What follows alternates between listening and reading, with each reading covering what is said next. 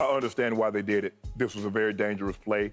This was not just a brush. This was not just a swipe. Everybody saw what happened. Hell, even his own teammate said that was too hard of a foul. That's what his teammate, the guy that's in the locker room, my brother said that went over the line. That's what he said. Am I correct, Skip? Mm-hmm. Chuck Clark, that's what he said. My turn? No, that's not your turn. You asked me a question. Do I get to go now? You can answer it. Okay. You can answer that question. Can I put some perspective around it? Put some perspective on it. No, go ahead. Because I'm about to shred you. I'm just chomping over here. I need you to get all of your stuff out of the way. The league does not want these kinds of plays. Gary Payton II was in a very vulnerable position. He's a left-handed player. He's going to lay the ball up with his left hand. He gets clubbed upside the head, and his instincts is to brace himself. It's kind of like when somebody put their hand in front of your face, why'd you blink? Because that's my instincts. The instincts tell you to blink. So if you're about to fall, everybody's going to brace themselves. I don't care what you say. Well, you got to learn how to fall. You learn how to fall when you lay the ball up yourself and nobody hits you. But this guy took him out of the air, having caught balls for a living. I know how difficult. There's something called a defenseless receiver. And how do you become defenseless, Skip? When you're airborne and you can't protect yourself. It's called physics. Normally, if you're up in the air, somebody pushes you, you're going to fall. You don't know where you're going to fall. And that's what happened. And the NBA says we don't want these kinds of plays. We want good, hard basketball plays. This went over the NBA felt that this went over the edge of a basketball play. So therefore, they took an extra effort. We saw this with the Caruso and the Grayson Allen play. Very similar play. It's good. Everybody said that's a good hard fight. No, it's not. That was an unnecessary play. And the NBA said, yeah, we think it's unnecessary also, so we're going to tag a game on top of the flagrant 2, the automatic the ejection that happened during the game. We're going to add an extra game to it. So this was not a brush.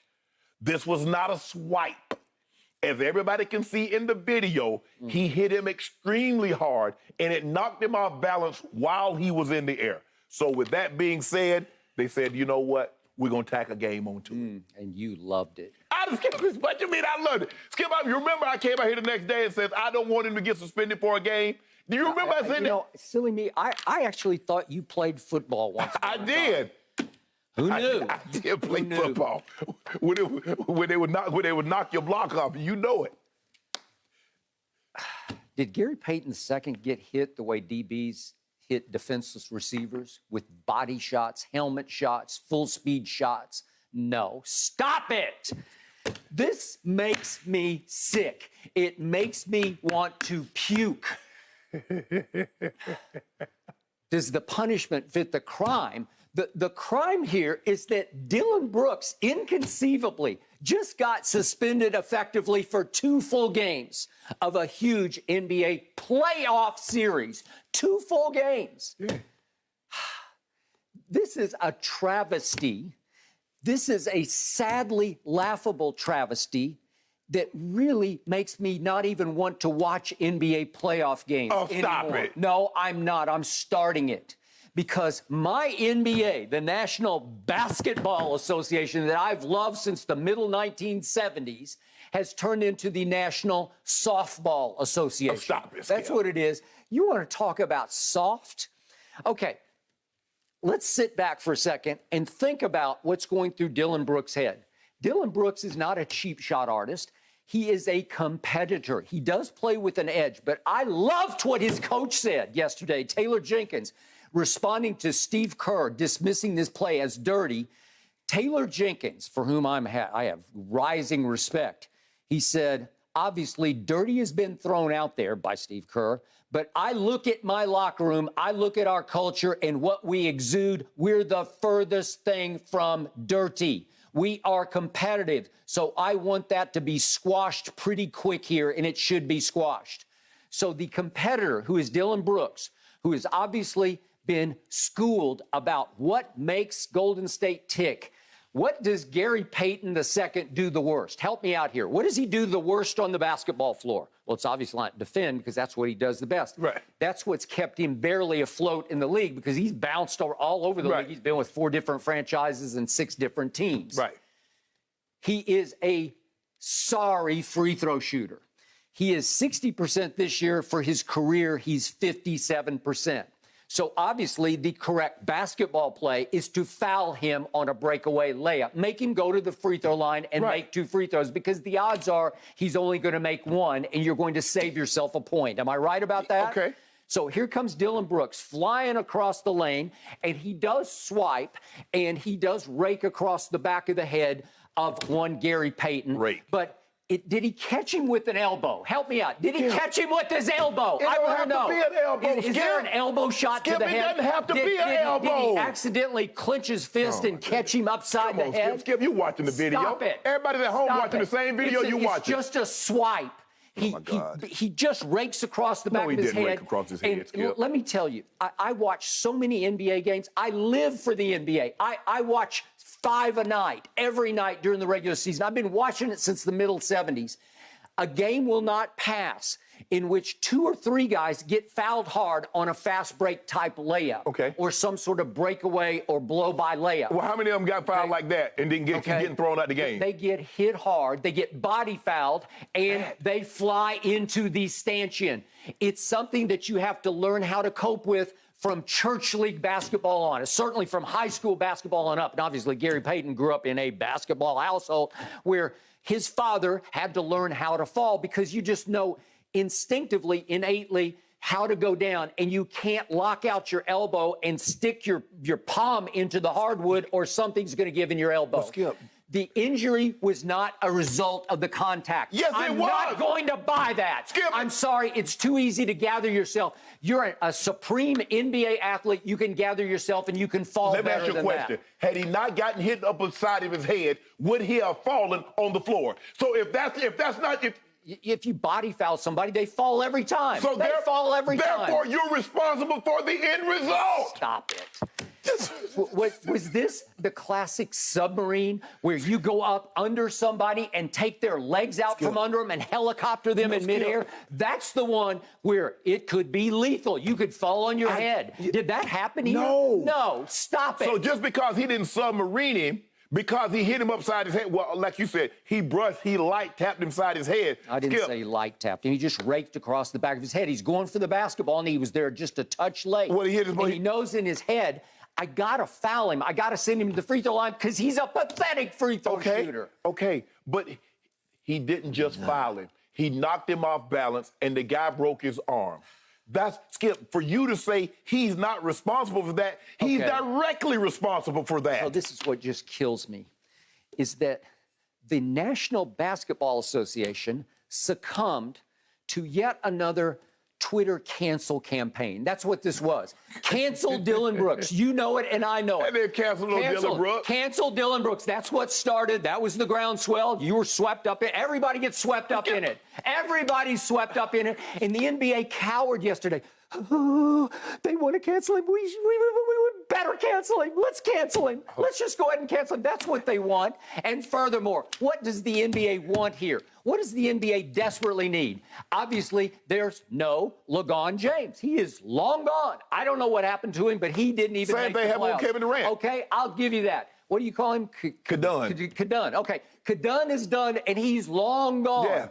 All of a sudden, you look up and you say, the NBA is like, we only have one other superstar to sell. We got to sell Babyface here, the Babyface assassin. He's in every commercial on TV right now. I cannot watch a game without being barraged with Steph Curry commercials. He is beloved. He is the greatest shooter in history, except in fourth quarters of playoff games, but that's all another story. The point is, they need Steph to advance. They don't need some little upstart team from Memphis. I don't care what you say. Memphis, even Ja, they do not move the needle just yet. Maybe they will if they break through and go win a championship, but Steph's won a bunch of championships and a couple of MVPs, one of them unanimous, and they need him to go forward. Well, so let's go ahead and suspend his primary defender for Game 3. Congratulations. Skip, they won without him.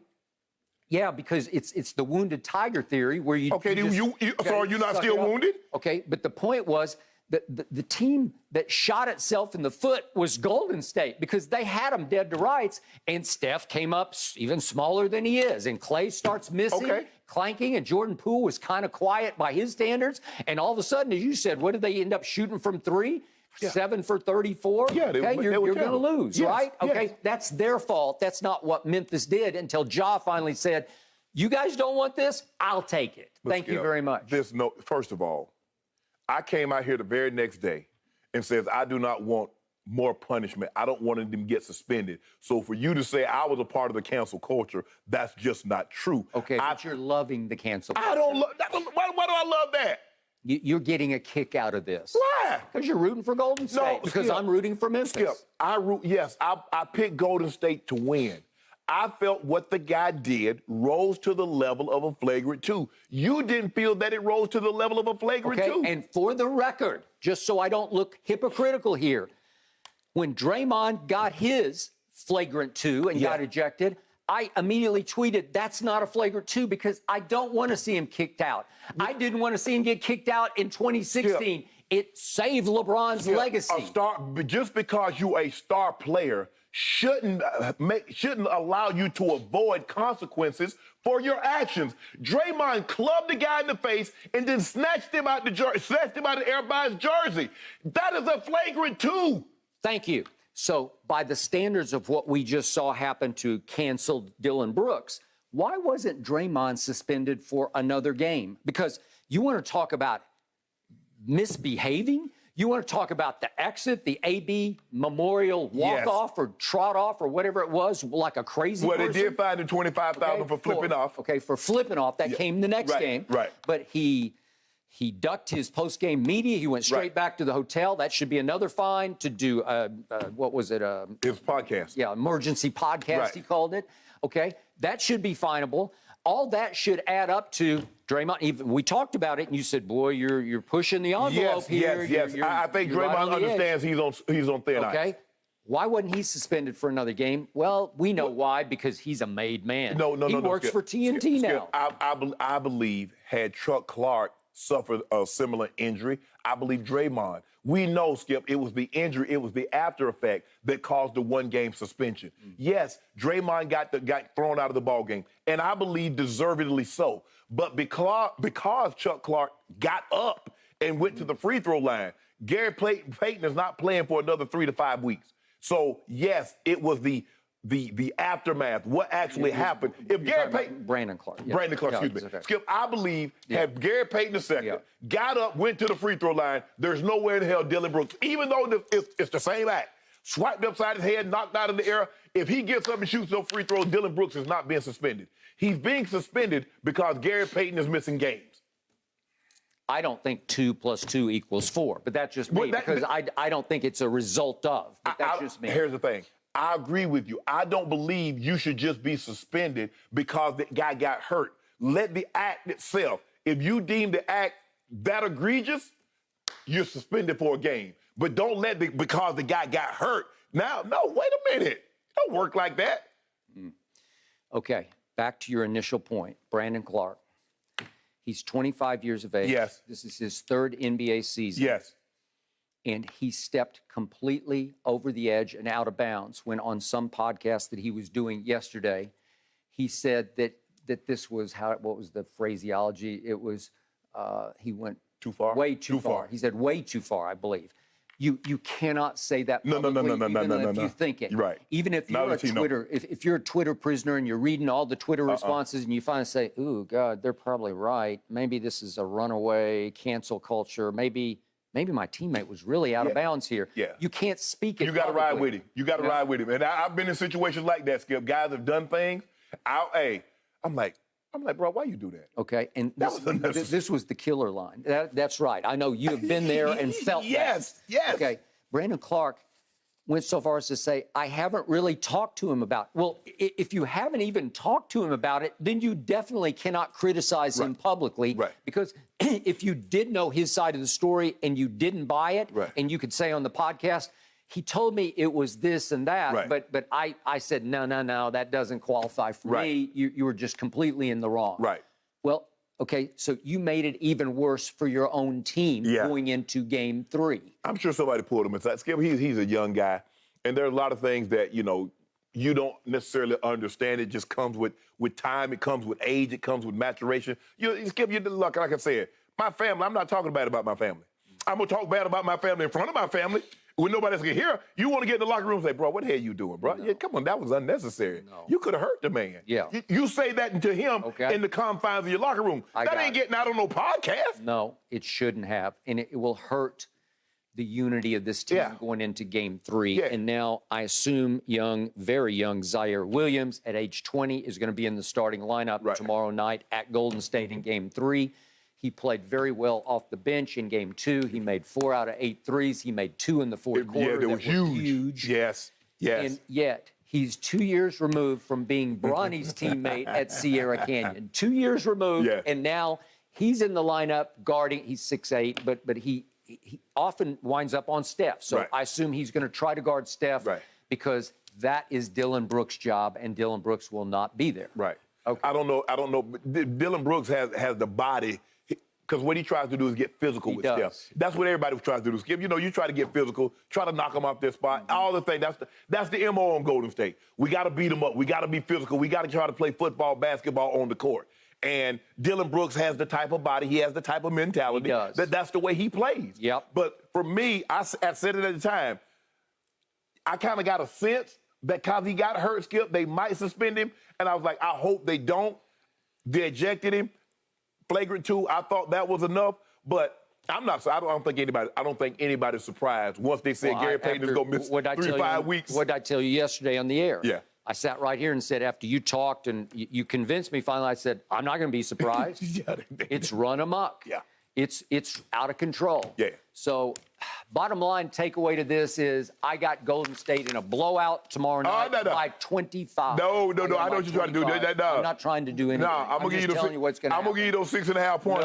Come on, Skip. We just talked about this yesterday. They're up to 7. I'm out. Okay. I told you if Dillon Brooks is out, I'm out. You said you would take the 7 points. I told you it was qualified by he has to be able to play. I'm out. It's over. It's Golden State by 25, and then we will revisit for Game 4. How do I get my cases back if you're not going to bet? Well, blame the NBA or the National Softball Association, as I call it. I don't blame the NBA for you not wanting to bet. 25. That is a bold prediction, Skip. 25. I love it. And you know what? Speaking of Game 4, that's going to be interesting because that's when Brooks will return. And I imagine that Chase Center crowd is going to have something of a welcome for him. Thank you for watching. You can subscribe here to get the latest from the show, and be sure to check out more of the best clips from Undisputed, or go watch a few other segments from our other shows on FS1.